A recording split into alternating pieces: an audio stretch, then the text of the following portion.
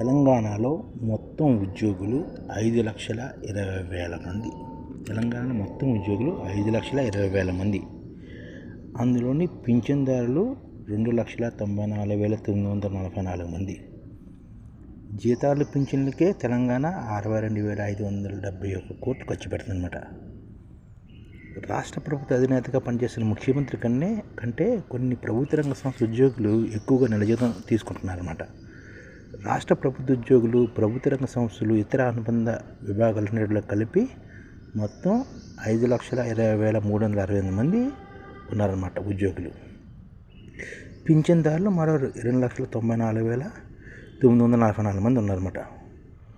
3 నెలల నుంచి అన్ని శాఖలు, అనుబంధ విభాగాలు పనిచేసిన ప్రతి ఉద్యోగి ఆధార్, ఫోన్ నెంబర్ వివరాలు ఆర్థిక శాఖ సేకరించి ఈ వివరాలు చెప్పిందనమాట. ఈ లెక్కల ప్రకారం రాష్ట్ర ప్రభుత్వం బడ్జెట్ నుంచి జీతపత్యాలు పింఛన్ పొందిన వారి వివరాలపై ఆన్లైన్లో కూడా నమోదు చేశారు.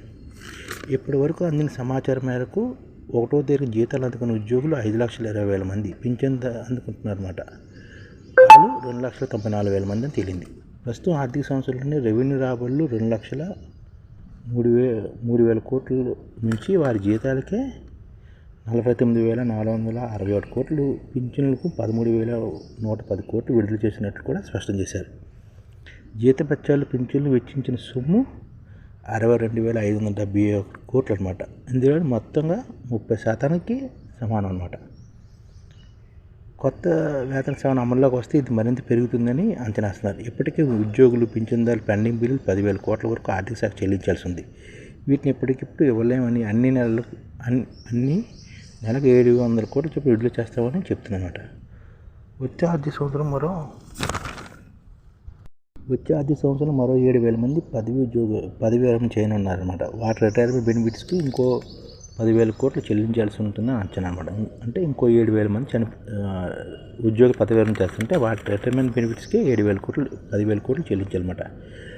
రాష్ట్ర ముఖ్యమంత్రి నెలకు 4,11,000 అందుకుంటుంటే రాష్ట్ర ప్రభుత్వ ప్రధాన కార్యదర్శికి 2,25,000 జీతం వస్తుంటే ప్రభుత్వ శాఖల ముఖ్య కార్యదర్శి పని చేస్తున్న వారికి కూడా 2,25,000 ఇస్తున్నారు. సీఎంకు ముఖ్య సలహాదారుగా పనిచేస్తున్న వారికి 2,50,000 ఇస్తున్నారు. సిఎస్ అంటే రాష్ట్ర ప్రభుత్వ ఉద్యోగులందరికన్నా అత్యున్నత స్థాయి హోదా. కానీ ప్రభుత్వ రంగ సంస్థలో దిగు స్థాయిలో పనిచేసే ఇంజనీర్లకు నెలకు 2,50,000 దాకా వేతనం వస్తుందన్నమాట. ఉన్నత స్థాయిలో పనిచేసే వారికి 6 లక్షల దాకా లభిస్తుంది.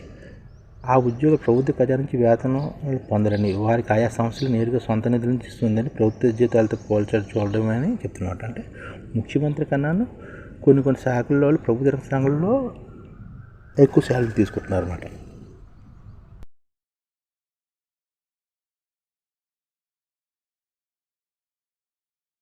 ఈ ఛానల్ ముఖ్య ఉద్దేశం ఏంటంటే మన తెలుగు రాష్ట్రాల్లో 1 కోటి మందికి సంఘటిత రంగాల్లో ఏ విధంగా ఉద్యోగాలు ఇవ్వవచ్చు, కనీస నెల జీతం 30,000 వరకు ఏ విధంగా ఇవ్వవచ్చు, ఏ విధంగా చేస్తే ఉద్యోగాలు సృష్టించబడతాయో వివరిస్తూ ఈ ఛానల్లో వీడియోలు వస్తాయి.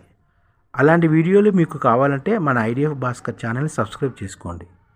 ఐడిఎఫ్ అంటే ఇండియన్ డెవలప్మెంట్ ఫోర్స్.